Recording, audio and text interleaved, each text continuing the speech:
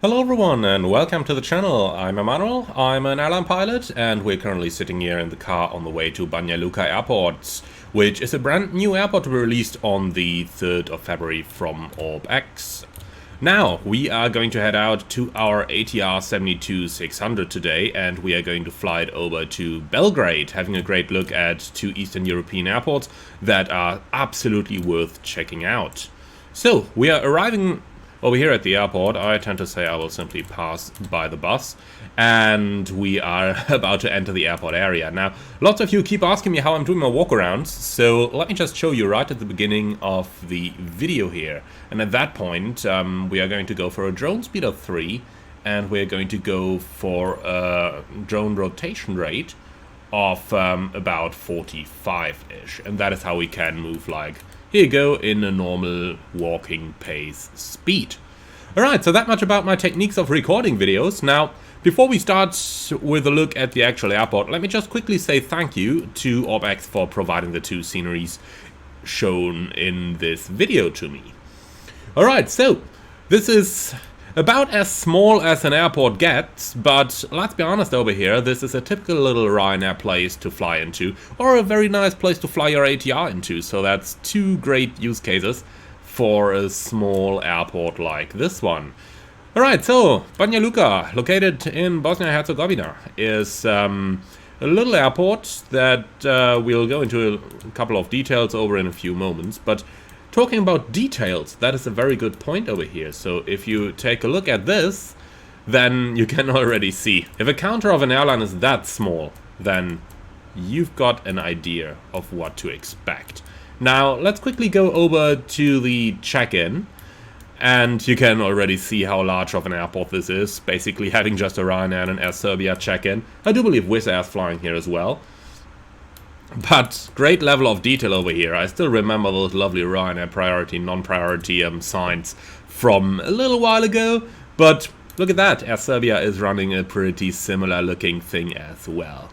So, now that we've quickly said hello to our check-in agents, we might have ordered the fuel. Let's go for a little coffee in the bar before heading out to our airplane. We can see it standing out there already on the main apron, our ATR 72-600, which is the latest update that we've got from Hans Hartmann as well. Right, quick look in here, maybe go outside and have a little look into what we've got over here. A little restaurant, couple of places to sit outside, but it's -2 degrees outside. We rather go back in quickly and get going. Alright then, so let's run straight back in, go through security, and then we'll head out to our aircraft. So that's the information desk, I suppose. Well, what do they have in here? Let's just enter for a moment. But that is looking pretty cool in here as well. Alright, cool then. Let's go ahead and head outside. So we'll quickly go through security. I suppose with our crew badge we should be able to get through here rather quickly, and we might as well just open one of those traps for us. Alright then, here's the border control officers, so we might just as well walk through here. Nobody here to check our passports, so be it. We can live with it. And that's the terminal area we got in here. Pretty nicely made, and also some very good models of the passengers here. I mean, look at that level of detail. That's really, really cool. Obviously, on a small airport like this one, you can really use polygons for your 3D models of the passengers and stuff like that, and you can still get a rather realistic depiction of the entire airport as well, with a very good frame rate. So, let's check the departure board. What do we have here? So, Air Serbia to Belgrade, that's going to be our flight on time, so we better hurry. Then Ryanair to Berlin, Air Montenegro towards Tivat, Ryanair Memmingen, Ryanair Vienna, and Wizz Air to Dortmund. Okay, well, that looks like a couple of great flight choices that we can make over here. But I do suppose today, well, we could take that Ryanair counter, but I don't see any signs of the 737 out there. But boarding to Berlin in a few moments, priority on the left, oh boy. Yeah, that looks familiar. All of that looks somewhat familiar. Okay, cool. So we are definitely going to take the Air Serbia counter to Belgrade, which is where we do plan to go. Alright, these gentlemen keeping themselves warm here. I mean, it's pretty cold outside, -2 degrees. Typical winter day in typical winter day over here. Alright, so level of detail of the airport. Well, it's a rather small airport, one of those typical low-cost airports, if we're totally honest here. We've got an apron with 4 stands on it, then we've got an old tower, we've got a new tower with interior modeled, by the way, and then we've got, well, our basic airport equipment like the baggage hall on the side over here. And then finally, to chop things up, we've got the firefighting station over here, who stand ready for my flying skills. Little hangar in the back there where we can store a couple of private aircraft as well. But okay, that's basically what this airport looks like. Once again, excellently modeled by ORBX. Now, talking about features, one of the features they name on the product page is a very accurate placing of the stands. And this is just how the ATR spawned over here. So look at that. That's really perfectly spot on where it's supposed to be parking. So that's most certainly one of the promises fulfilled already. Right, so a little cargo apron over here as well, even though I couldn't find anything on flight radar as for cargo aircraft actually flying here, but I do suppose they're still shipping a little bit of cargo in the aircraft holds, so that may be a little possibility over here. Alright then, I do suppose we are going to head over to our ATR now, and we're going to prepare it for a flight to Belgrade. Belgrade, by the way, also currently sponsored by ORBX, so thank you very much for that. Alright, so tail stand is in place, and that looks pretty good to me. Let's head right into our airplane. And here we are. Okay, so up to the front. Did I ever mention I really love it when you can just walk into an airplane and then you walk through the cabin and all the way to the front? That's, I mean, the only use of the cabin I make, but hey, that's a pretty cool use of a cabin after all. Alright, and here we are. So we'll take a seat on the captain's seat today on our Yankee uniform Alpha Sierra Alpha, flying over to Belgrade. Now, look out of the cockpit when standing here at a stand. That feels pretty familiar, if I'm honest with you. That is exactly what it looks like. Flying Ryanair operation on typical Ryanair airports. It just reminds me of the past. Sorry for that. The next video I'm going to do in here is going to be a Ryanair airplane, that's for sure. Right, a little bit of the former military bases left over on the other side as well, as we can see. A couple of equipment standing out there, a couple of hangars out there, so this is a former military base and they can still use it as such. Alright then, that one however is going to be part of different videos, so where we are going to have a look at the other side, but just look at the level of detail standing over there, that's pretty cool. Alright then, back to our civilian flight today though, and we are going to have a quick look at our flight plan. I'm going to grab it right through Navigraph, which always takes a little time to load, but once we are there, we no longer need that, but we need this. Okay, import flight, import straight from SimBrief, please. And here we go. Banja Luka towards Belgrade, Air Serbia flight 103. And then let's start having a look at the flight plan. So, first thing we're going to have a look at down here is the weather. We can see our destination currently has a couple of broken clouds and 4,000, also negative temperatures down there, but cover case the general forecast with the temporary weather bringing us a little bit of mist, but that's all good. Now departure airport is obviously good, and we did plan Banja Luka as alternate as well, because it was simply the closest good airport we could use. And as we can see, all the other options are good as well. So I would say we don't really need to take a lot of extra fuel, so they say 1,700 and a bit. Let's make it 2,000 kilos of fuel. Quick check, that's looking good with the takeoff weight, that's looking good with the landing weight, perfect. So we'll take about 2,000 kilos or something the likes. Alright then, we're going to start that in a moment. Let's just quickly do our cockpit safety checks down here. So the emergency equipment is checked, gear pins, covers on board, circuit breakers are checked and in. Okay, power levers ground idle, gas clock engaged, condition lever 1 and 2 shut off, flap lever in agreement with the actual flap position, landing gear lever is down, EC's in. Okay, both wipers are off, then the battery can come on. And that is going to start the EC auto test, and while that is in progress, we are going to start the loading of our airplane. So, flight plan, we are going to import that straight from SimBrief, as always, and here we go. So, we're going to set the fuel, we're going to set the payload, but if we quickly head over to the payload page, we might just want to load a little bit of extra fuel there. So, let's have a quick look. All those different layouts on all those different EFBs are sometimes a little bit confusing, so let's just see where can we change our fuel in here. Well, load aircraft, that's why we can do it. Okay, so fuel, let's go with 2000 kilos in here. That's gonna be plenty of extra for us. Okay, so start loading that up. Thank you, close. And with that, our airplane should now be all loaded. Alright, excellent. So, what's our airplane doing? The initial sequence is looking good. Then we can go ahead with our external power, and we're going to put that one on as well. Perfect. Right, great. So that is our initial airplane loading completed. The rest of our screens are starting up. The right FMS has already started up. And then I would say we are about good to go with a couple of general tests, and then we are going to start our boarding. I tell you what, let's go ahead and request boarding now already, because they always do take a little time. Okay, so boarding is requested. Yeah, it is. Right, so don't be surprised when you see the guys docking in the front over here. It's an ATR after all, so the cargo hold is located in the front.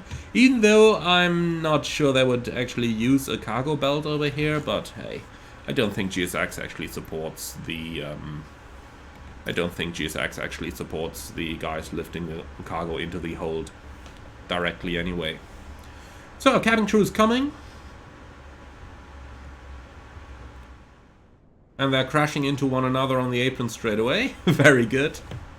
Obviously at this point there is no GSX profile available for the airport, so if things are a little bit messy, then you know why that is. That's GSX working out of the box. Alright, so if everything is correct, we should get 2 cabin crew for our aircraft. We need 1 per 50 passengers, or 1 per door, depending on the airplane. Alright, so we got 3 today, so it's probably a training flight for them. It's going to be a rather short training flight then, but... Okay, 3 cabin crew. 4. Man, do we even have enough jump seats for them? I need to go have a look at that. Do we have sufficient jump seat for 4 cabin crews? Let's find out. So in the front, we've got 1. In the back, I believe we've also got 1. So where are they gonna sit? Are they just gonna put them somewhere in the passenger seats? I mean, it's a good question how that is done in the real world, because obviously with an airplane like this, you still need to perform crew training. But I count only 2 jump seats, which is the required minimum. Okay, maybe they really block some passenger seats for the trainee crews.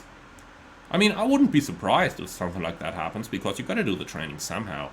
But okay, back to the front and back to our training. Hi there. That's actually looking pretty cool. Just like it to stand on those small airports. Okay, so boarding is about to start. Then let's go ahead and quickly turn on the emergency exit light. Armed, seatbelts on, and no device signs.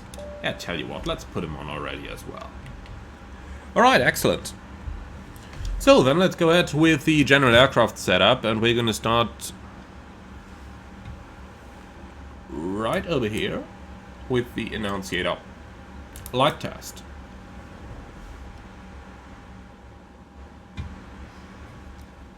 Now that's looking good. We're going to keep him in bright. Yeah, there's a small difference between the dim and the bright positions. We're obviously going to keep them in bright over here. Alright then, so let's test the call, reset the call. Fuel pump works, thrust feed works. Alright.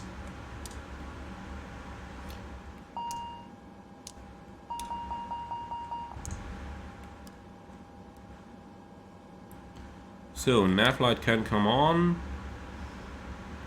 All of that stuff's looking good. TRU probably ain't working yet.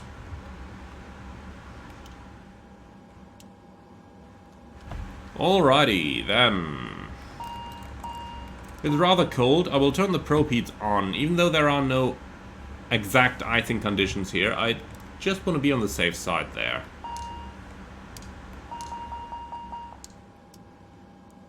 And I tell you what, it's rather cold outside. Even though compartment temperature 32 degrees centigrade, that does not look right, my friend. That does absolutely not look right. Alright, well, no further comment on that, huh? Okay, so, starting down here, oxygen test.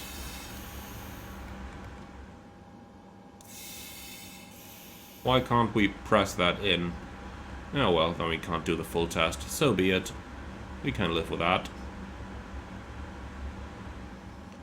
Okay then, so ice detection test works. APM test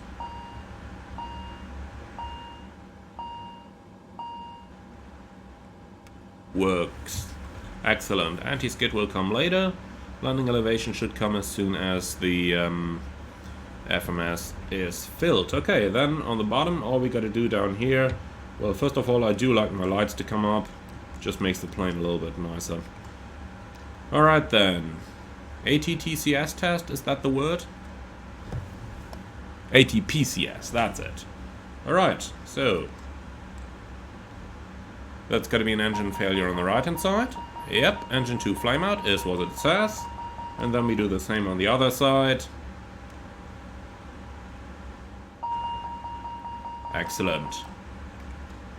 Right, superb. So that is our general, that's our general cockpit setup basically done. Let's go ahead for the FMS now. As always, I'm skipping over the trim test because it's just very hard to actually get those trims back in. Okay, so I do suppose we now go to the FMS then. ATR 72, that's a good place to start with. Okay, position in it, we're going to use the GPS position. Nav data, current from the flight simulator. Okay then, flight plan in it, route. Let's go. And now that one's getting a little interesting with so many ICAO codes I barely use. Lima Quebec Bravo Kilo. And we're going towards Lima Yankee Bravo Echo. It's one of those airports that you really fly to with low-cost airlines. And that kind of gives it a bit of charm, doesn't it? Okay, so runway 16 for the departure. And then let's go ahead with what we have here. So, 16 Delta Echo Romeo 1 Charlie departure. No transition. Execute. Okay, November 131 towards Summon. That's that one. And then we fly via Lima 5 to Enupu. That's a longer airway here. So, where is Enupu? Here it is. Right, execute that.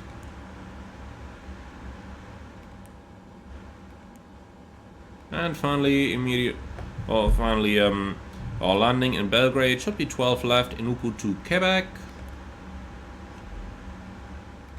Here it is. And do we have any...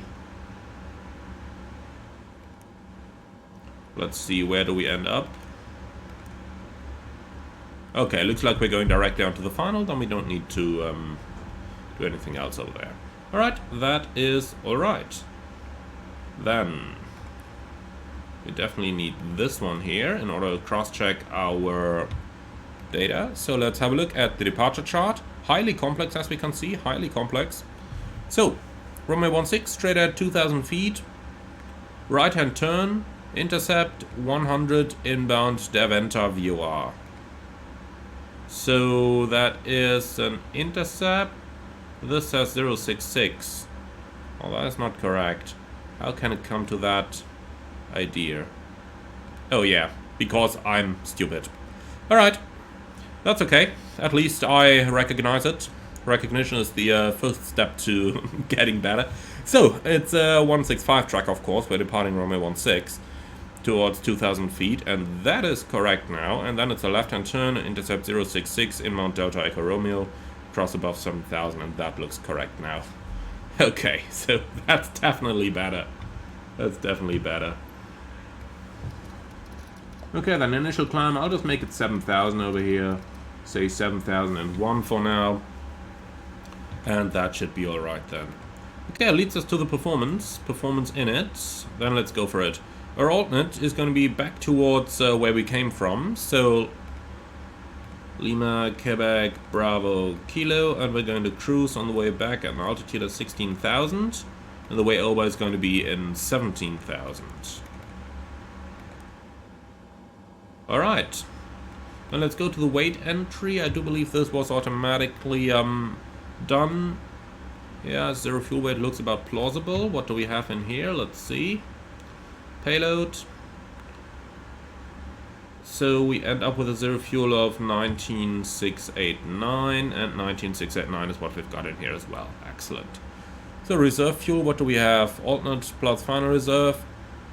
584 plus 269, so that is 851.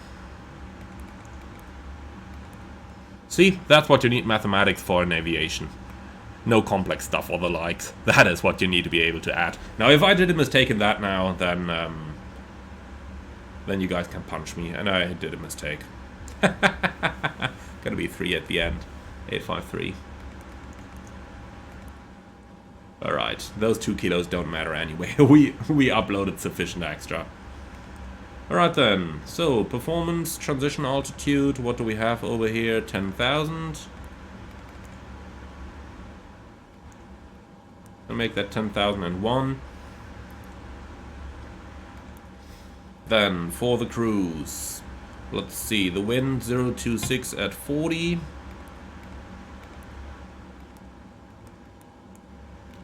Here we go, and for our diversion we can enter the same thing, as we're basically flying the same route reversed. Okay, cool. So that's basically it. The rest of the stuff we can do en route. Okay then, let's go ahead with... Is there anything else we need to do in here? I don't think there is, huh? Well, we could do secondary flight plan, but I'm totally happy just to fly visual pattern in case of an engine failure over here, because there's basically nothing around. Okay, so 16 means we are going to taxi out via Alpha, make a backtrack, then full-length departure. This is the former military part, which is officially no longer in use down here. Okay, cool. So that's basically this part of the setup complete already. Then we can start with our EFIS. So 1215 going into the standby, and 1228 going into the active. Then we can head over to the NAVs, and I want the VOR Delta Echo Romeo on there. Derventa 12.4. Oh no, not this one. This one. Too many numbers on the buttons here. Okay, 102.4, we don't need anything on the ADF. Traffic above, I also want my nav aids and my airports. And we can leave it on weather, as we are visual with the terrain. Don't like synthetic vision in here, so we'll leave that out. Okay, transponder I'm going to set Squawk 2000. And we can insert Alt off already. Excellent, so we're done with this. Now let's go ahead with our setup down here. So that's a basic setup, one bearing 2, both on the VORs. Which is good the way it is. Okay then, quick look through all the systems. So, what do we have on here? 3000 PSI on the accumulator, perfect. Engine displays are looking good, 980. 980 makes 1800. 1960. And that's what we've got on here as well. Awesome. Okay, that's all looking good. Electrical is also looking good. Alright, perfect. So, performance then. We can reset that fuel used. And for the takeoff data, I do believe we can just confirm that the way it is. Yep, surprise. Right, excellent. So fuel used is reset, takeoff data is confirmed. And that is all we need. Gracias. Okay then, miscellaneous, not available. Then we can go to the video on demand. Well, not much to see here actually. So, is there several pages? No, just that. Alright, so the airport map is what we're going to use for our taxi out. And that's about it. Excellent. And with that prepared, let's go back to the nav display, because that's what we'll need for our departure briefing in a few moments. Alright, cool. So, we are pretty much done with all of that lovely stuff here. Now we've got a landing elevation as well. Then I would say a final cockpit preparation checklist, and perhaps we just get rid of all those messages there. Manual delete is top right, then we can go top right here and manually delete all those malfunctions. Okay, so final cockpit preparation checklist. Park and brake. Engage, pressure checked. Altimeters, what do we have there? One standard? Seriously? Don't tell me that thing's broken.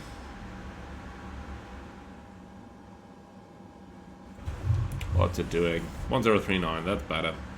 Okay, altimeter 1039, and well, I suppose we're gonna ignore the right hand side there. Okay, set and checked, landing elevation checked, FMS common nav set, fuel quantity, fuel on board checked, engine fuel used is reset, memo panel checked, power management, takeoff, and that's the final cockpit preparation checklist complete. Okay, are you ready for the departure briefing? So let's just do it the Airbus style, because, well, the ATR is pretty similar to the Airbus. Alright, so the pilot monitoring can start then. So, Banja Luka, Romeo 16, Delta Echo Romeo 3 Alpha, I believe. Cleared altitude 70, most likely we'll just have to confirm that. And MSA-wise, we do have a couple of hills in the area, so we're looking at an MSA of 3,200 feet. With 5,500 in the south. And we don't intend to fly to the east. Okay, extra fuel and time, we do have like 300 kilograms minimum, more like 500, so that is in this airplane almost an hour of flight time. No hotspots. Stop margin for rejected takeoff is plenty. Engine outset is going to be a visual left-hand pattern. Immediate return over here is the best option. The wind is straight down the runway with clear skies. Nothing special, nothing non-standard in here. You see any threats for the departure? Nope. Me neither. And that's the briefing complete. So, how's the boarding going? Are they still doing anything there? Oh, the equipment is removed. Excellent. Well, that is cool. That means we can go ahead and start closing those doors.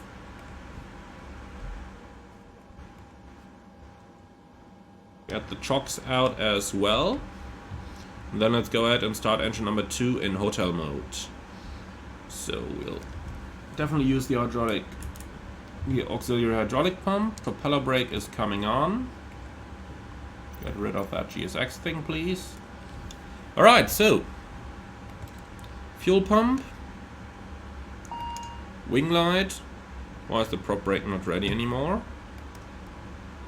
Sometimes I have a feeling like we need to press that several times.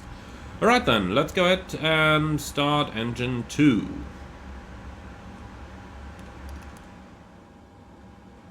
Okay, engine 2 start.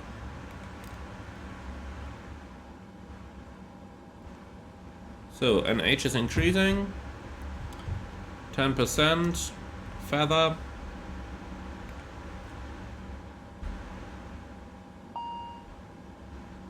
Hydraulic system loss is checked.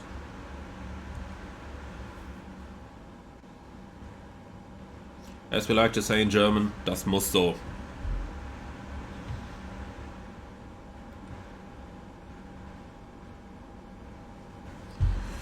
Okay, so that is a good start on 2.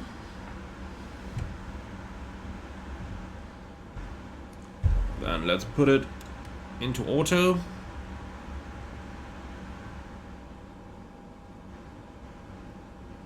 Alright. External power out. TRU on.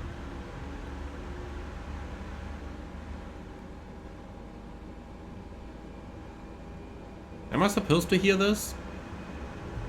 I mean, the prop is still not turning, is it? Nope. I could swear I'm hearing a propeller sound here. Also, look at the animation. I think I did something I wasn't supposed to do by putting that prop in auto mode. Because look at that. That looks like it's kinda turning, and the tips of the blades are creating some thrust, thereby being sucked forward a bit. Okay. I have a feeling I was not supposed to put it into auto down here. I just wasn't sure if the generator was working otherwise. Alright, well, I do suppose we'll simply leave it at that, and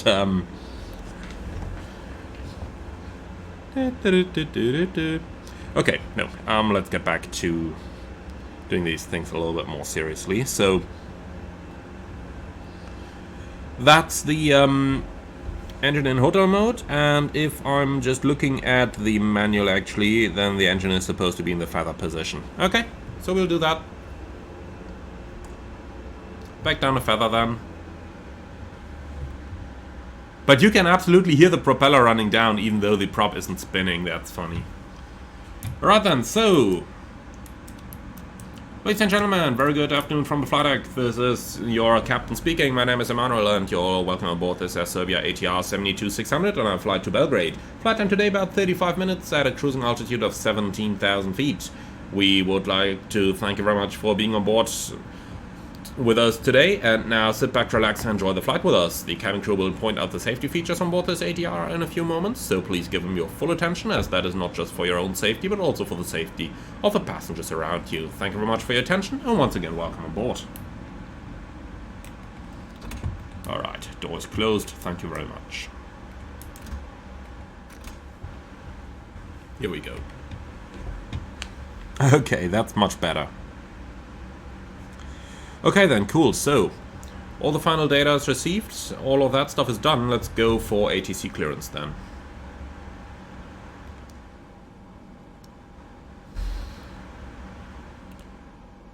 So, what do they even have here? Is it, I guess it's a tower only? Yeah, Banja Luka tower, 133.075.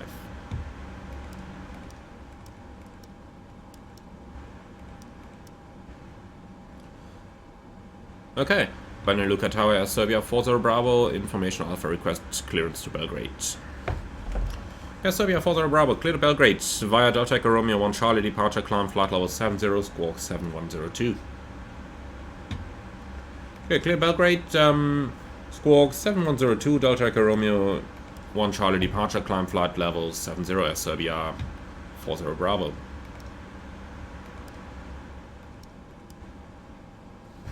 Okay, so we've got Delta Echo Romeo 1 Charlie, transponder 7120, climbing altitude 7000. Okay, perfect. And let's just get that flight director on. Here we go. Speed target automatic, and that's it. Right, awesome. Then let's go for it. Ground cockpit, go ahead. So we are ready for engine start. In sequence 2, then 1. Please confirm all ground equipment is removed, bypass pin is installed, and the aircraft is ready for startup. Alright, so that's all confirmed, and you're ready for start. Roger, stand by. Okay, before propeller rotation checklist. CDLS on, FMS and takeoff data confirmed, trims. That's why we do checklists.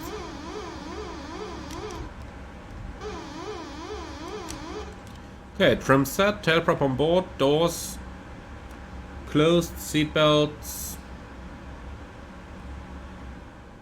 on, beacon on before propeller rotation, checklist complete. Okay, and we can clear the blue and green system loss checklist. Okay, ground cockpit, go ahead. So, we're ready for startup, and we'll turn number 2. After that, clear to turn 2. The Serbia 40 Bravo request startup. Startup approved as Serbia 40 Bravo. Okay, then let's use the aux pump again. And prop brake is off. Propeller is starting to turn. And auto.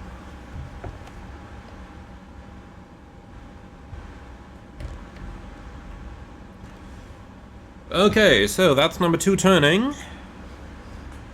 And let's go ahead with our procedure.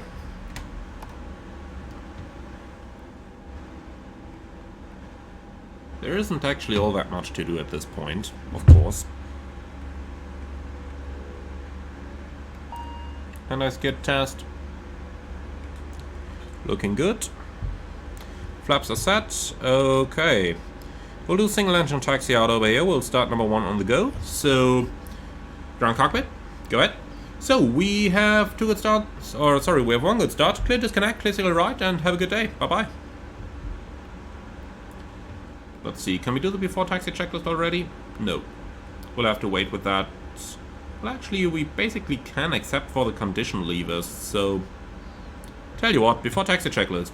Flight warning system. Record, cockpit comm hatch. Closed, condition lever 2, auto, anti-icing. Off, TRU.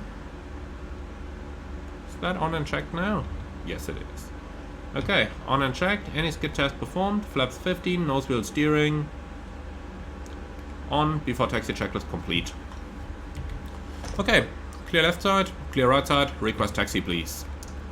Serbia 40 Bravo, request taxi. Serbia 40 Bravo, line up and backtrack runway 16, report ready for departure. Line up and backtrack 16, Wilco, Serbia 40 Charlie. Bravo, whatever. Alright. So, clear on both sides. Taxi.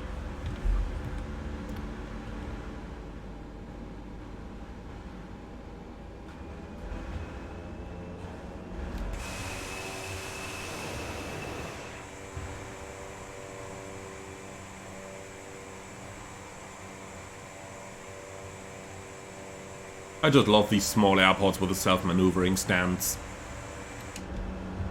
So efficient rather than having to wait for pushback all the time, then wait for the ground crew to disconnect after engine start and all that stuff. Yeah, the plane doesn't seem to like right-hand turns though. But we're getting there, slowly but steadily.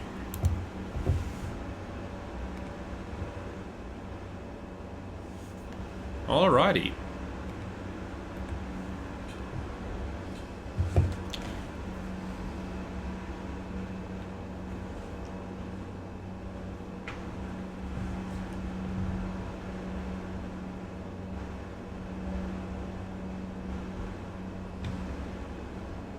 So once it's rolling, taxi is pretty nice. And talk about pretty nice, I do like the way they did this airport. Like, you've got some rather high grass over there. Now in the 737 I would absolutely be unhappy about that, because my engines might be hanging over.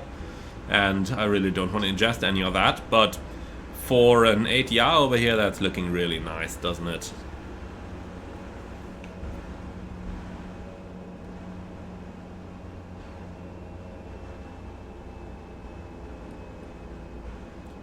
Okay, I confirm clear to enter and backtrack. Affirm clear to enter and backtrack.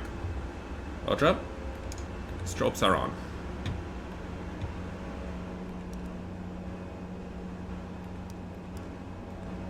And transponders on as well. Okay. Clear left side and... well, clear right side anyway. Right, superb.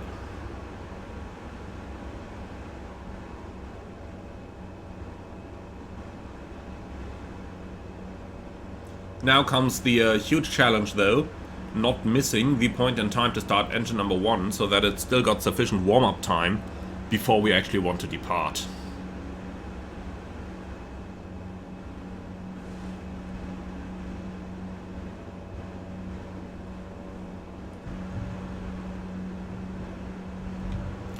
So, how much power do we have available? Okay, we're at the limit now.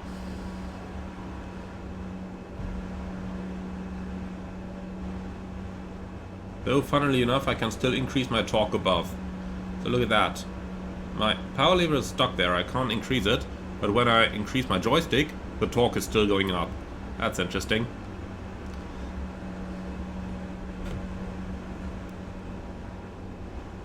Would be a funny test to put that thing on in flight and see what's going to happen to my flight controls as well then.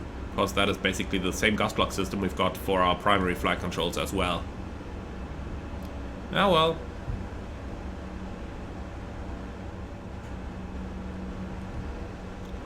Okay then. Wonder how much fuel we're actually saving like this. And what's the fuel flow now? Where is the fuel flow gauge in this plane even? I don't know. Right. A little bit more military stuff over here. Okay, cool. So, engine 1 start.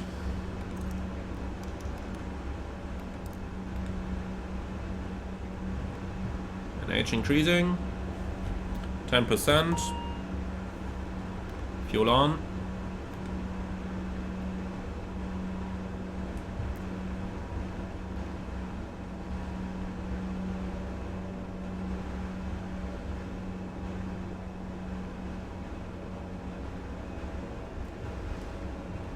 Good start. Condition lever auto.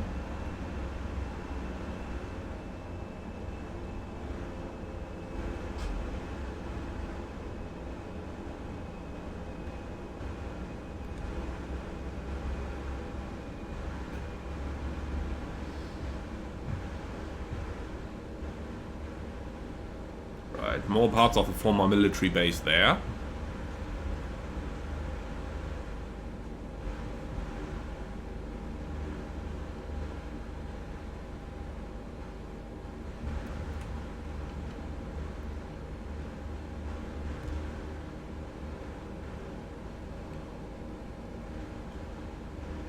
Alright.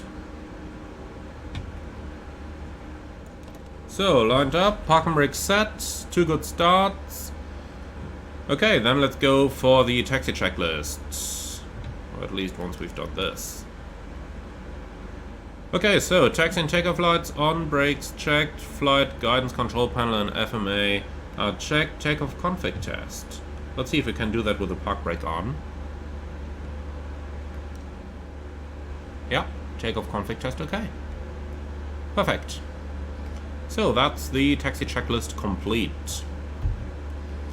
Okay, so nav display. Review the takeoff briefing. It's going to be straight out 2000, left turn 066 inbound to the station. Heading back is synced now, 7000 is selected, and we'll switch to nav mode as soon as we're in the air. Okay, apart from that, flap set, speeds 11, 11 and 14, and that's basically it. Yes it is. Excellent.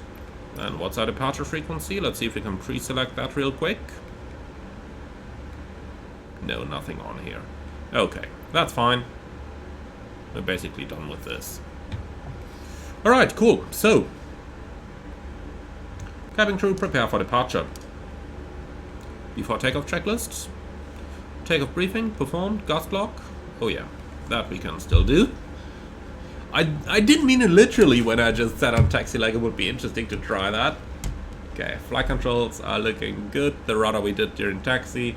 Okay, transponder TCAS, check, boost function off, airflow, norm down to the line. Below the line, cabin crew advised, engine bleeds on, external lights on, lateral flight director bar centered, rudder cam centered, before takeoff checklist complete. UFO can have an ND as well. of course. Alright, and with that we're good to go. So, it's Serbia 40 Bravo, Romeo 16, clear for takeoff. Thank you very much, and bye-bye. Weather radar on. Not that it would do much, but hey. Okay, cool. If you're ready, then so am I. Take off.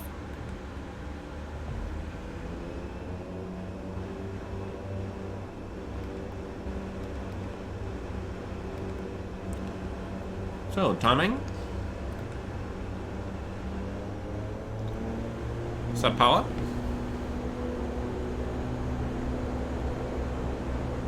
Power set. 80 knots. Tracked.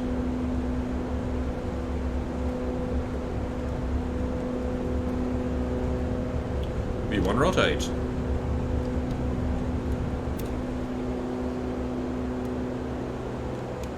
Positive climb. Gear up.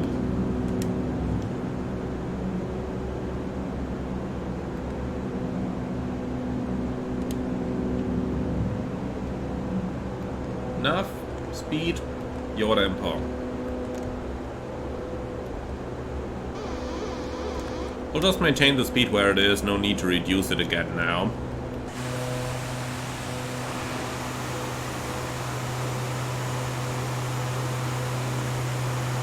So, lovely little airport.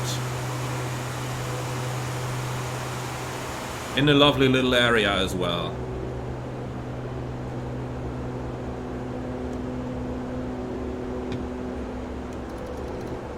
Okay, climb power set.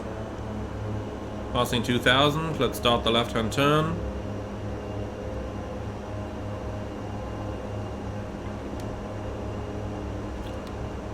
Flaps up. Speed check, flap 0.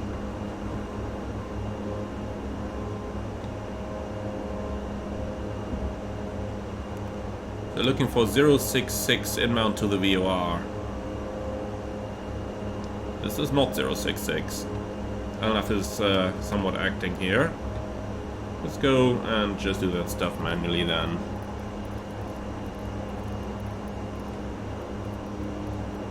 So radial 066 desired, heading on. There we go. That's better. Autopilot. Sometimes I don't get these things. Would have been so easy to get stuff like that right. And it was right down here. You know, it's on a heading 096 for the intercept, even though that heading wasn't... That heading wasn't exactly published, but it was a good calculation here. Just what Elnaf made out of it was total crap. But okay, so be it. After takeoff checklist. Landing gear up, flaps 0, power management NP, climb checked, engine bleed on, taxi and takeoff lights off, after takeoff checklist complete down to the line. That's a nice location for the airport. I could imagine that approach, especially over here, the runway 34, looked pretty beautiful. Going over the river and then next to the hills over here. We have to fly one more flight into here. We definitely have to do that. At least one more, that is, of course.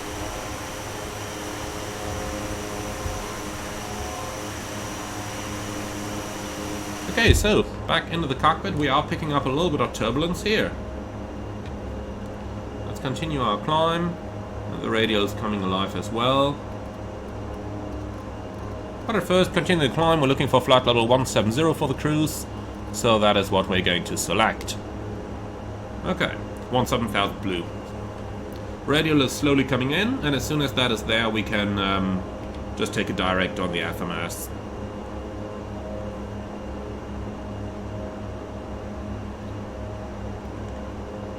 Okay, VOR.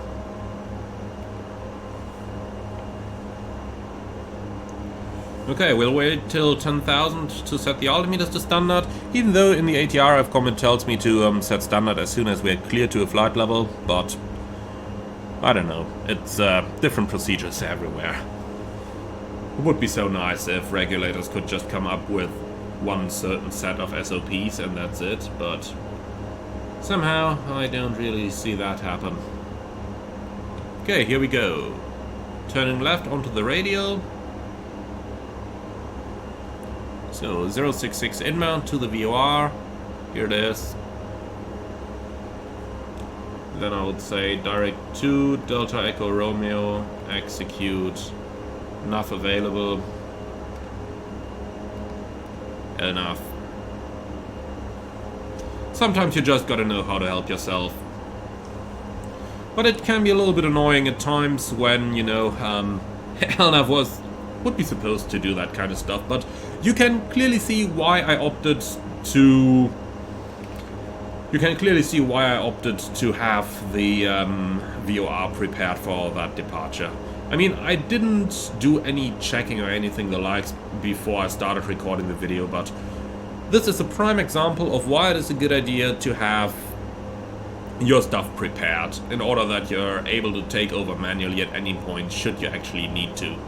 And this was a prime example of why that does make sense. Okay, so let's increase that range a little bit more here. So, top of climb approximately over at Delta Echo Romeo. The route looks a little bit weird here because we are going off to the right at first. So they really wanted to fly quite a bit southbound and then make that lovely S-turn on the transition in. Honestly, I don't see us flying that, but looking at the route of the real-world flights on Flight Radar quite a bit, which I did when I was planning this flight, I'm going to take a shortcut over there pretty soon. I do believe that is what they did in the real world as well. Okay, passing 10,000, let's set standard. Here's the button. Standard cross-check, passing flight level 96, now. Checked. Okay, that's the after takeoff checklist complete, altimeter set and checked. And then we can do the 10 checks. Lights off, signs off, it's not that turbulent anymore. Looks like that was really just a little bit while we've been probably within the scope of some of the wind that got disturbed by the ground there, causing us a little bit of turbulence. Should be mostly above that now, but it's just a light wind from the ground anyway. What you can always do, look at the wind over here, 03020, take into account that in the northern hemisphere going towards the ground it's going to rotate to the left a little bit. So I'm expecting somewhat a northerly wind on the ground, probably something in the region of 330. And then we just look outside here. So 330 is located somewhere over there, and as we can see, a couple of hills. So maybe a little bit that might cause some turbulence, but honestly that's just 23 knots of wind. So on the ground probably 10, so I don't see much turbulence caused by that. I really don't. Okay, cool, so that's just a little small trick there. You know, when people are asking me like, what's more realistic, X-Plane or Microsoft Flight Simulator, I always say that visuals are a very important part of realism as well. Not just because obviously the real world looks realistic, but also because small stuff like that, you know, looking at the features on the ground, determining if they might have an influence on your flight, that's stuff that pilots do all the time as well. Especially when you go, you know, over the hills in Scotland or something and you've got strong wind from the Atlantic blowing onto them with like 40 or 50 knots. That can cause turbulence all the way up to the cruise levels of jet airliners. So it is always a good idea to have a good look at that and, you know, just be aware of the environment that you're operating in. The big picture. That's basically what it is about.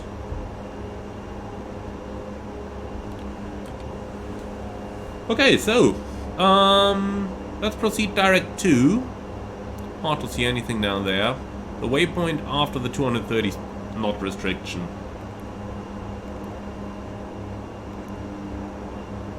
Lovely, none of you has one. Lovely. I'll tell you what, in that case, what we're going to do is this.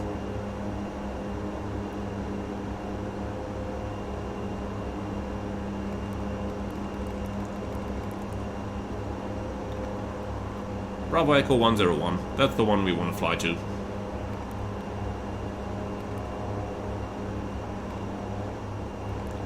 Okay, 101. That's looking good. Execute.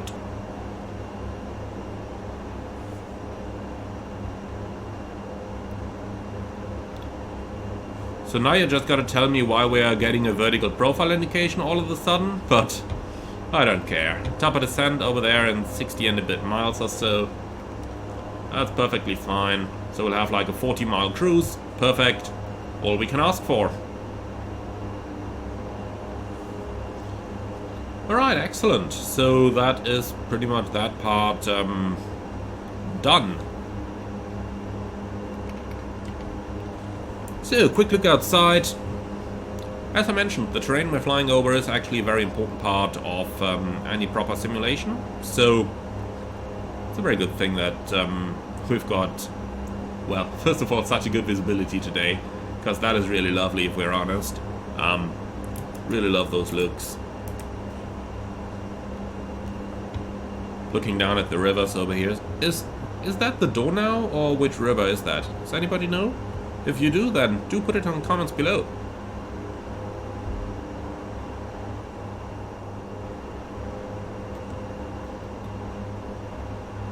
Some lovely lakes over there as well. I mean, those are definitely human-made.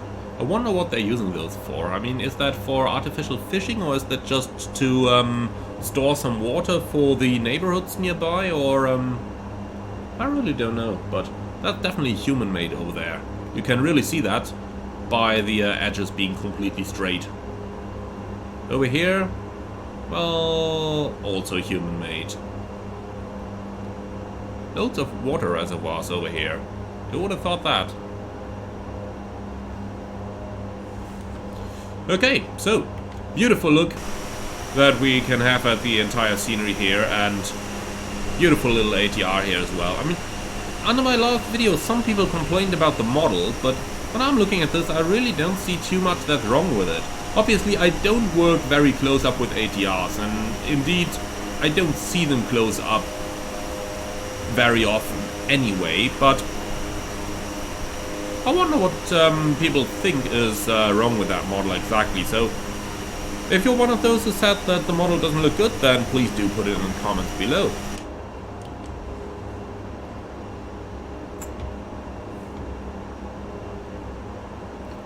So, 800 feet a minute. What a climb rate here. Reminds me of the A330. That thing doesn't climb either. Obviously, we are using derated engine thrust as well, because we want to protect our engines. But, hey. Right, that's 1,000 to go. Checked.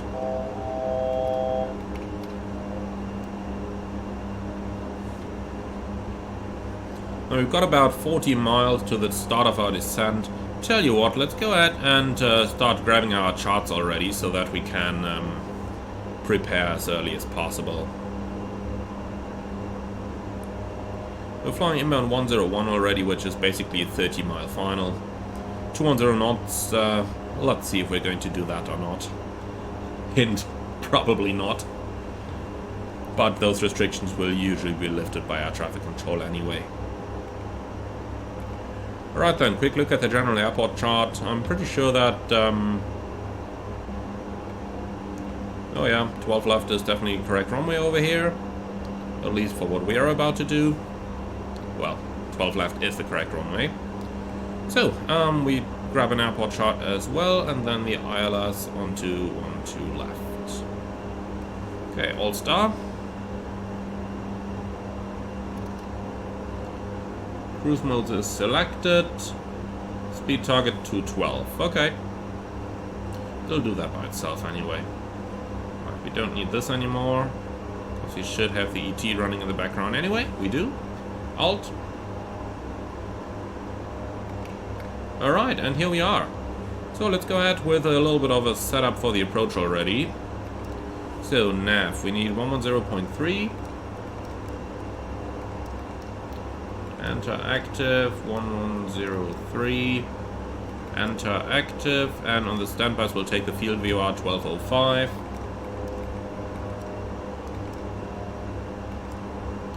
Wait a moment, 1205. That's better. Alright, then Belgrade NDB 380.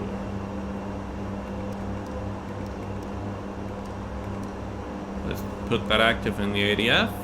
And is that going to... Okay, that's the final approach fix, the locator. Okay, well, in that case, bearing 1 is going to go to ADF. And then on number 2... Well, first things first. TCAS into below. Don't need that. And let's go VOR 2.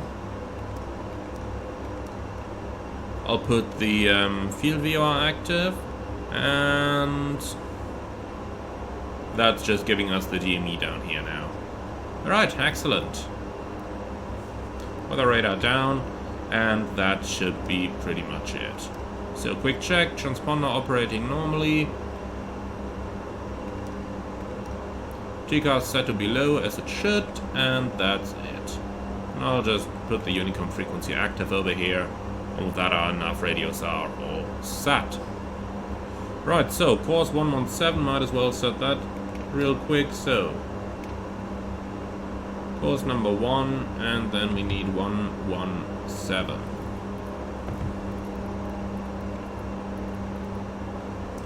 Here we go.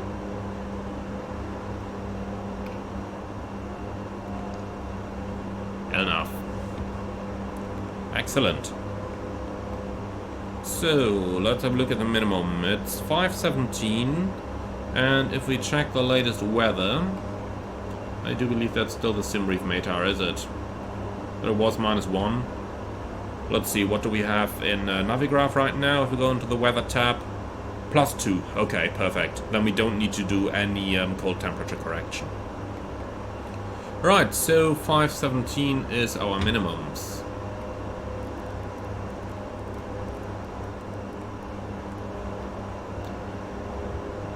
So 520 set either side. Okay, cool. So I do believe that's pretty much most of the setup completed that we could already do.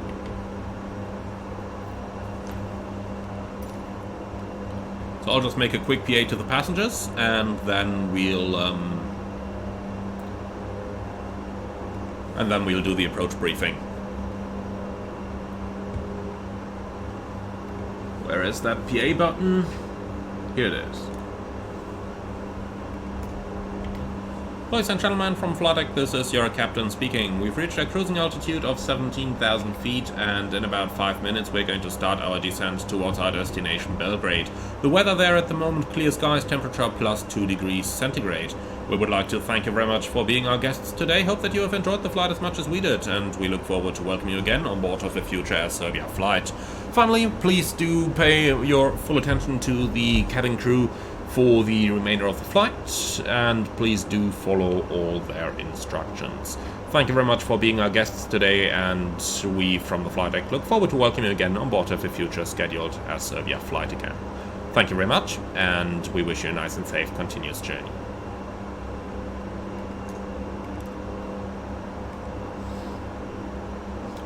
Okay, so I would say with that we have pretty much dealt with the passengers, then we don't need to worry about those anymore. So let's go ahead and start preparing for our arrival.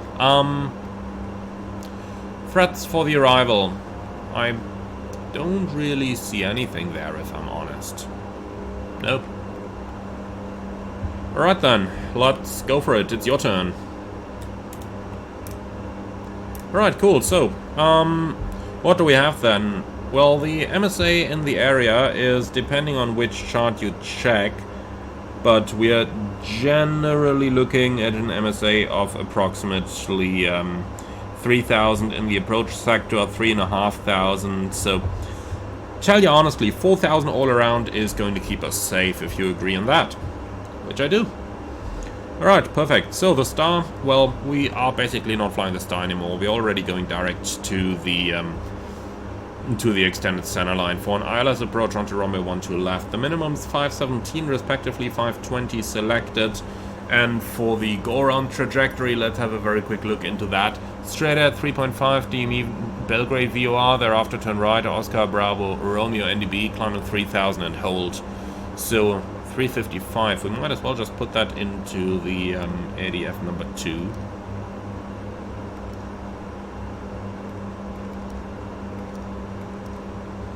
Okay, 355 active number 2, and Belgrade is active on there as well. So in case of go around, we just quickly need to swap the radios around.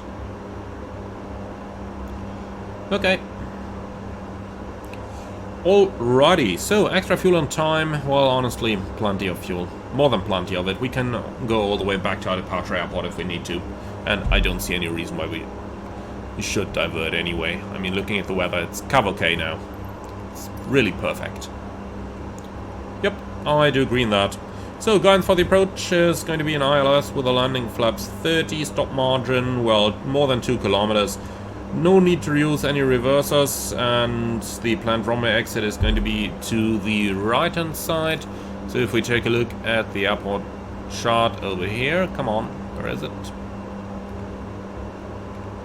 If we have a look at the airport chart over here, going to vacate, well, towards Echo, so that's going to be a pretty long taxi, but all those taxiways in front here are actually blocked. But yeah, that's it. So we vacate on Echo. We let the airplane roll to the end, and then taxi in via Alpha. There is one hotspot over here, hotspot number 1, where we are going to turn left in hotel though, so just make sure that we actually go left on hotel over here. And then parking down here on Bravo 2 or Bravo 3 or something the likes. Okay, so threats, we already said we don't have any, so anything miscellaneous? No? Excellent. So that's the arrival briefing complete.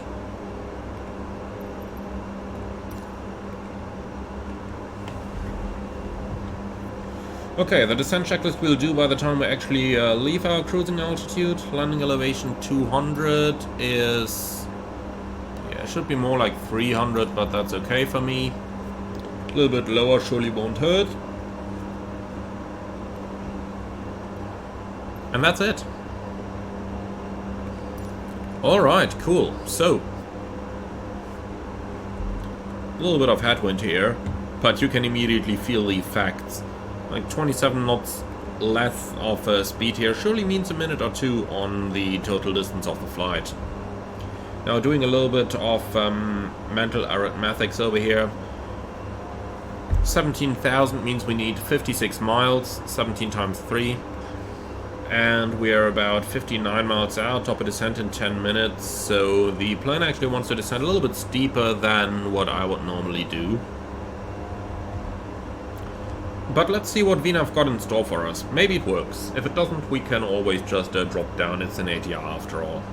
So these things can really descend to if they need to. Okay, cool. And that's about it. Again, excellent flying conditions here. Superb weather. That's really how it's fun to fly. And kind of nice to fly that low as well here. Just being able to see a little bit more of the countryside around.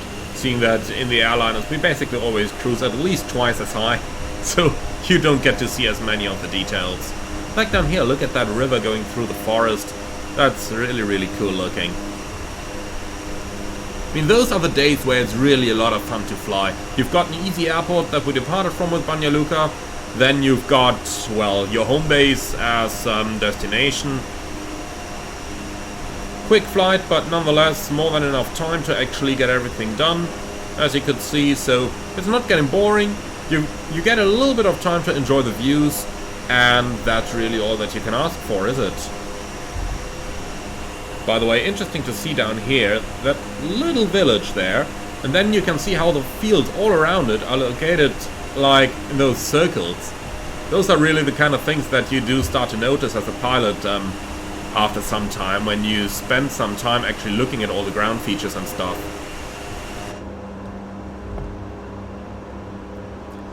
Okay, so pretty close to the top of descent, let's go for it. Start down in flight level 100. Okay, vertical speed minus 1000. Then we'll probably catch the path in a few moments.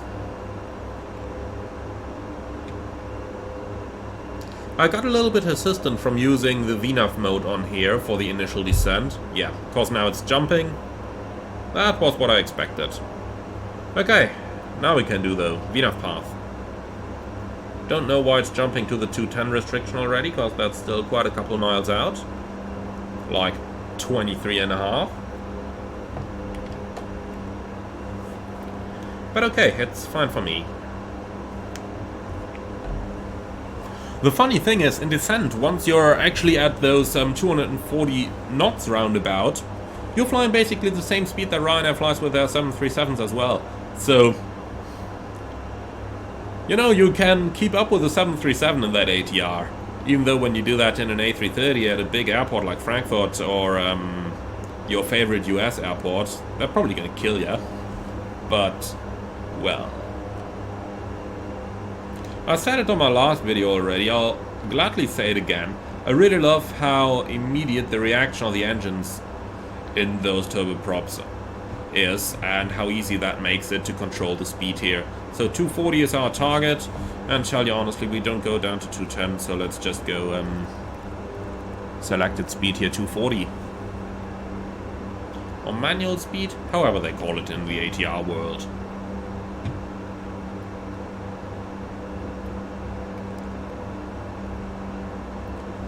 Okay, so descent checklists. Flight warning system, recall, landing elevation, checked, FMS, nav and performance. Well, performance is actually something we didn't do. Okay, so for the approach, obviously I just closed the charts. But let's see if I can remember. So transition, altitude, no, I can't remember. We gotta get those charts out again.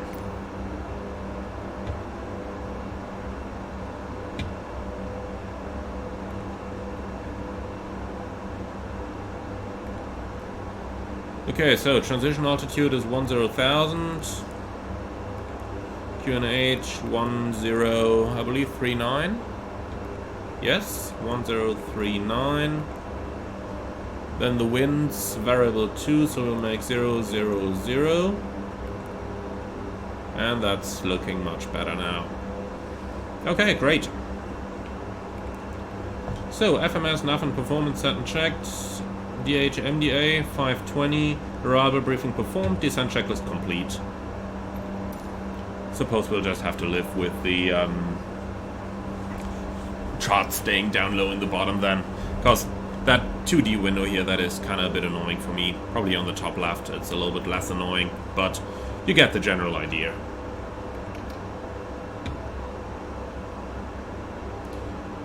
Okay, cool. So who needs an auto throttle if you've got engines as accurate as this? I mean, honestly, flying without auto throttle isn't that difficult either. You just gotta keep your instrument scan going. And that's really mostly it.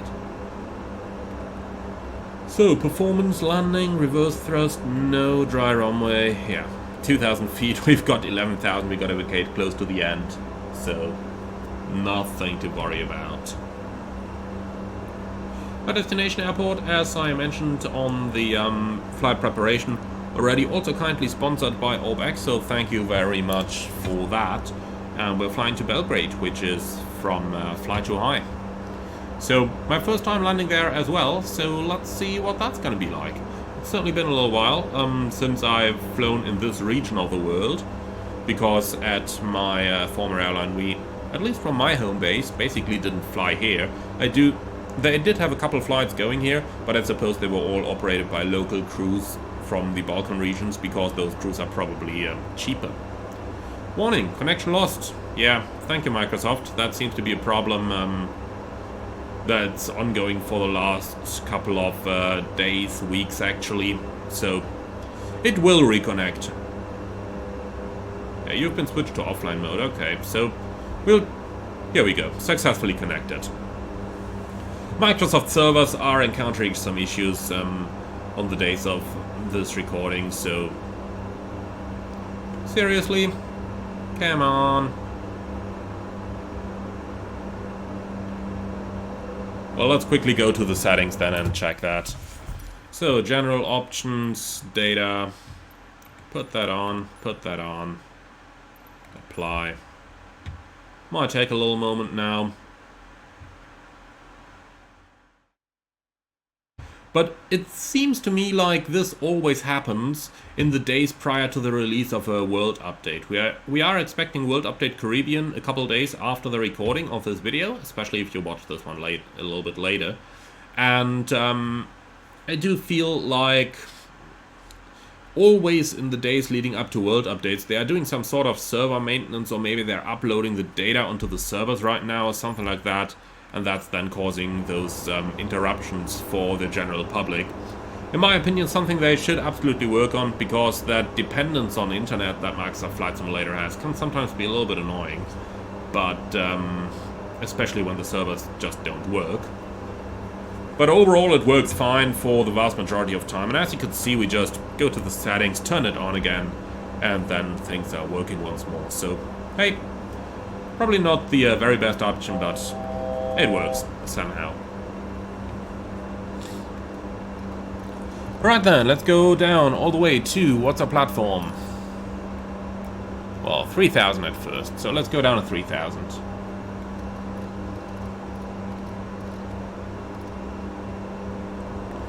So, set QNH. I'll just quickly put on vertical speed for that.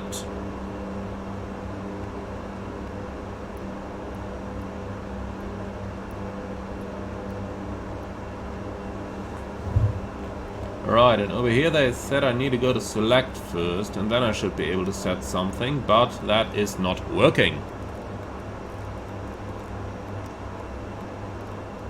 Nope. A giant bug, this aircraft. So be it. Okay. Pitch hold, reduce speed. Roger. Hello, my speed is reduced. Or at least it is slowly reducing. Oh, come on, airplane. Vertical speed. Then give me minus 1,000 or so. Doesn't even go to vertical speed. Perfect.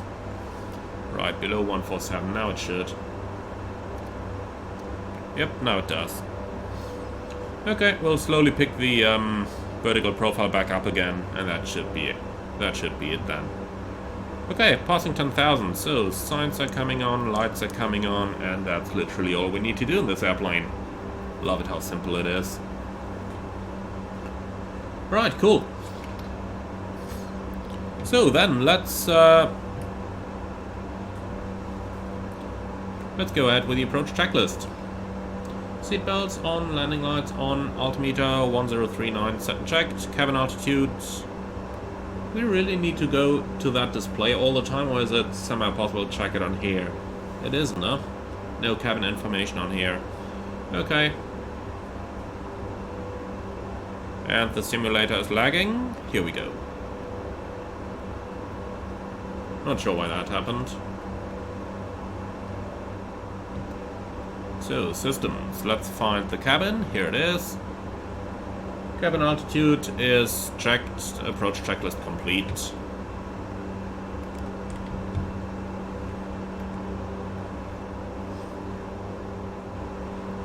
Alright, so let's try to catch that profile again. VS minus 2,000. That seems a little bit high to me up there. But so be it. So let's see, we are like... What is VNAV doing here? Well, now we gotta go a little bit steeper. Let's see if we can make that or not.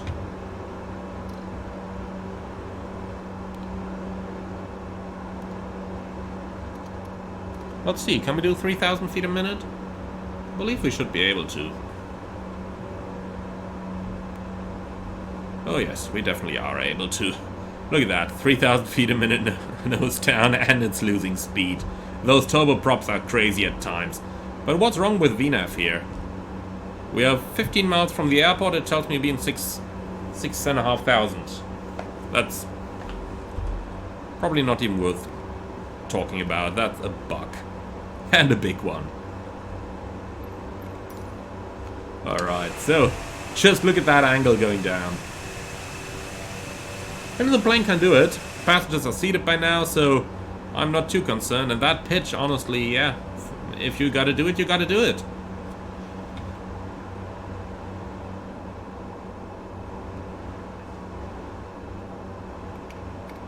Right, heading over to the ILS, and there it is. Almost on profile. Perfect. So, localizer capture, glide slope capture. Not sure why alt cell is still in blue, because it definitely shouldn't, but hey. Cannot manually deactivate that either, can we? But let's see if it's going to level off. Personally, I don't think it will. So, glide slope capture, go around altitude set. Speed is slowly coming back, that is looking good. So, overflying Kilo November, we're expecting 2,850.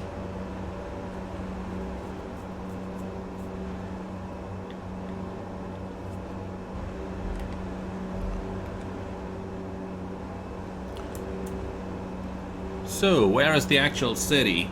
Because with the world update Balkans, the city should be there in photogrammetry, but looks like we aren't really flying over that. I believe it's over there. That's unfortunate, but we can live with that.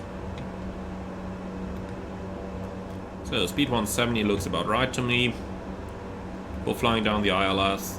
Let's see, the flap speed limit then later on is 185 for the approach flaps, 150 for the landing flaps. Okay. So 170 is quite good.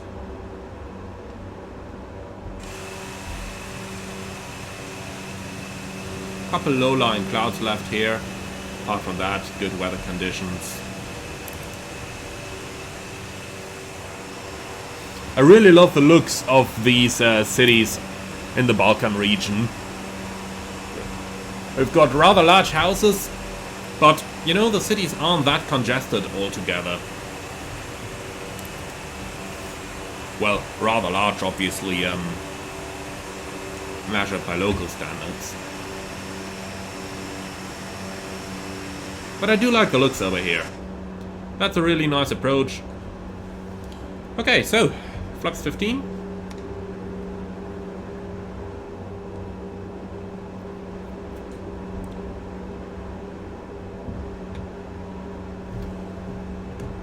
Gear extension was lowering 170. Okay, gear down.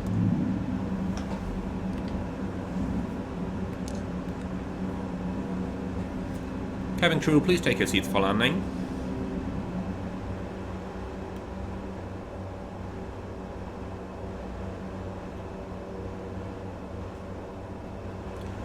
And we are below 150, flaps 30.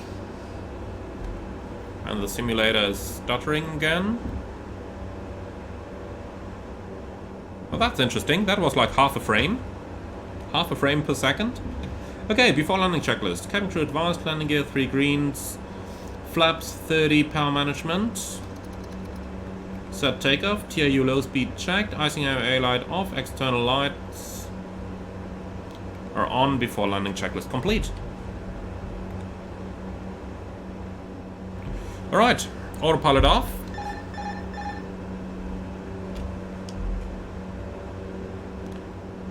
Let's also put the flight directors off. Alright, and 500 is stable.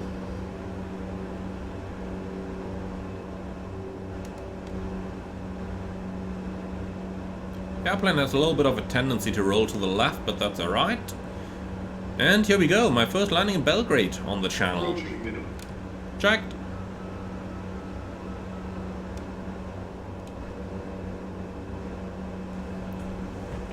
Minimum. Continue. Minimum. Okay, we'll keep on the glide slope. The puppy seems to be a little bit off.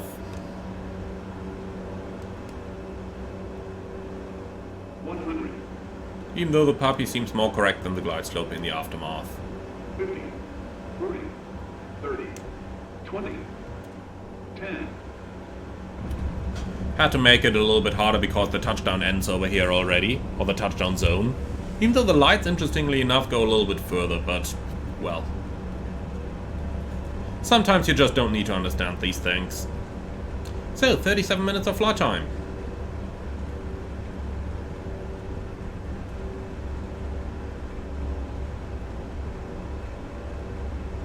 .70 knots.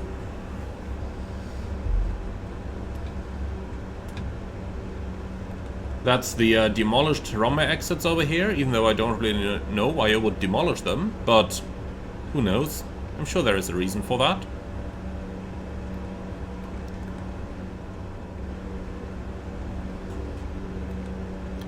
As you can see, no braking, no reverse, no nothing. And we might even have to use a little bit of power in order to get the airplane to roll all the way to the exit. But there it seems to come. Yeah, here it is. So, no braking, no nothing needed. Lovely. That's really how I like it. That's what I call an efficient rollout. Now we just gotta taxi all the way back. So, 30 knots on the way off.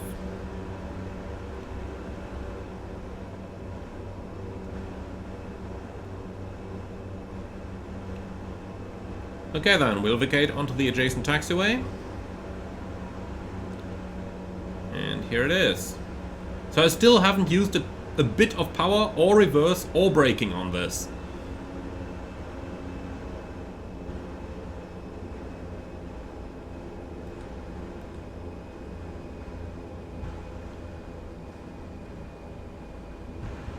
Alright, and here we are. So I will use only engine number 1 to go taxiing now, because number 2 will be shut down in a few moments. It's part of the after landing flow. Okay, just accelerating back to 30 knots for the way back, since all the area we just, or all the way we just let the airplane roll to the end, we also need to go back.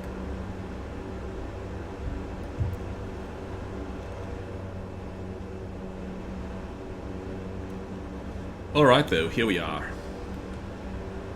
Okay, cool, so that's coming in. Let's see, transponder.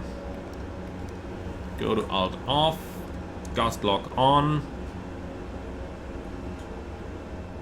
landing lights off, strobe lights off, and that should be it. Okay, after landing checklist.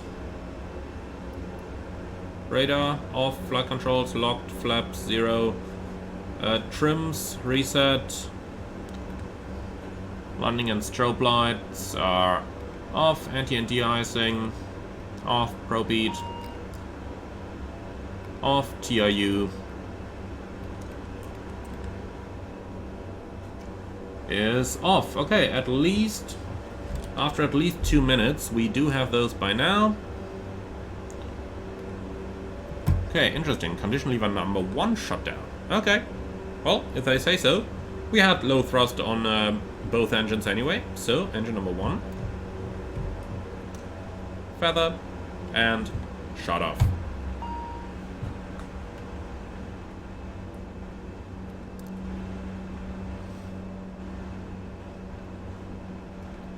Okay, and that's the after landing checklist complete. Obviously, we are getting a couple of faults there now, but we can simply delete them off.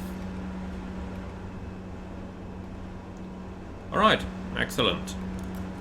That's all associated with the engine that we shut down. Cool, so we made it. Here we are in Belgrade. The landing was a little bit positive, but that was once again because the glide slope was complete shit. At first it looked to me like the glide slope was more correct than the Papi, but towards the end of the approach it then really turned out that the Papi would have been more correct. I wonder where that difference came from. Like, normally I believe the scenery developers can include the Papis, but not the glide slope, which comes from the basic simulator's nav data, so probably then the nav data that's been wrong and not the scenery. That's at least my personal guess over here as to what's been at fault causing this. In any case, we had to touch down within the touchdown zone, even though it is such a long runway. The touchdown zone is not negotiable. You either touch down in there or you don't. And if you don't, then you go around. So for that reason, we had to just force the airplane down then, and had no choice but to accept a positive landing. Sometimes that's just what you gotta do. And in this case it was. So I rather do a positive landing well, positive, not dangerous or anything the likes, just a little bit more positive. I'd rather do that than fly go around and then come back for a second approach. Not only because if a safe touchdown is possible, obviously it is my obligation as a pilot to make it. And on the other hand side, if you think of the passenger perspective, and you think about passengers, you know, well, basically, if you think about passengers, just what are they going to be afraid of more? Like doing a go around or just doing a positive touchdown? The positive touchdown, at least the moment they get afraid, it's over already because you're on the ground then. So I do believe for the passengers that's the better option as well.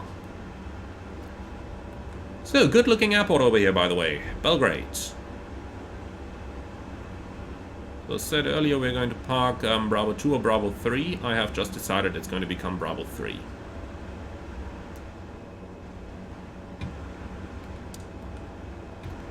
About to turn into the gate, lights are going off, even though during daytime it's not that important. But you should still make it a habit, regardless what time of the day it is, just to get that stuff right, because otherwise you are eventually going to forget at night.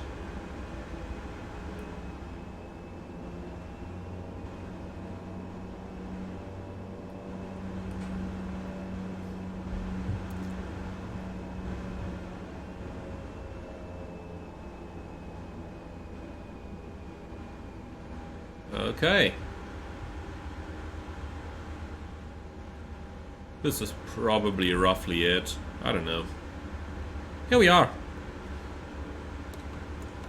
Okay. Park brake is set. Then let's go ahead and engine number 2 feather.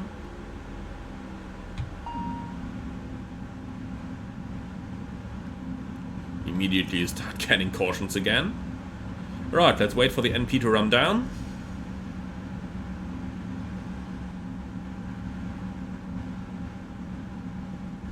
And here it is.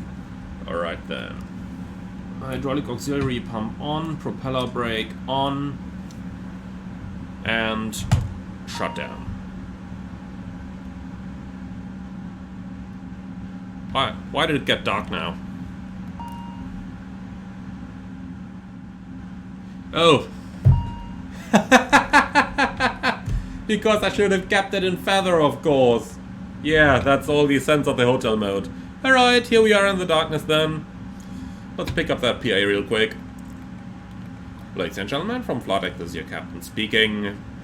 We have reached our gate, but it looks like the external power we just plugged into the airplane has just shut down again. So the lights in the cabin unfortunately did went out, but there is no need to worry about any of this. A new external power is on the way and we will have the lights on in a few moments again. When that happens, we are also going to turn the seatbelt signs off so that you got a bright cabin that you can disembark from. So we kindly ask for your understanding. Thank you very much. Sometimes you just gotta make up the good stuff. Never tell them you messed it up. Always tell them, nah, sorry, something happened, something happened. Okay, chocks are in place. Cargo door can open already. Let's go ahead and request a deboarding, please. Here we go. And handled by Sky Partner looks good to me. Alright then, so, well, now the engines are off, we can certainly turn the beacons off, and we don't have any hotel mode, so the wing light can go off as well. Alright, and we got power again. So let's wait for the, I'll tell you what, let's read the parking checklist from here. Park and brake, engage, taxi and takeoff lights. Off, condition lever 2, yeah, feather, here it is. I kinda just saw condition lever 2 and I thought, okay, I gotta shut it down, but no, obviously not.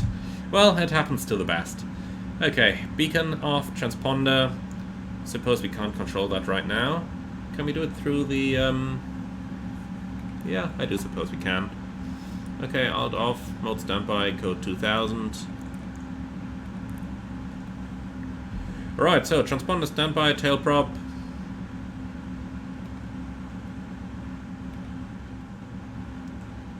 In position and seat belts off. Parking checklist complete. So good thing we are flying an ATR right now and not an Airbus, because the Airbus after this you could get maintenance because these things just don't like to lose the power all the way. But okay, here we are. We made it all the way to Belgrade. They were a little bit, yeah, let's call it a little bit interesting in the last couple parts of the flight, like coming in a little bit high, coming in, you know, a little bit powerless. But we made it. We are here. All right. So they should be disembarking any moment now. And then we made it all the way to our destination. Guys, that's gonna be it for this video. So once again, my sincere thank you to ORBX for providing the two sceneries.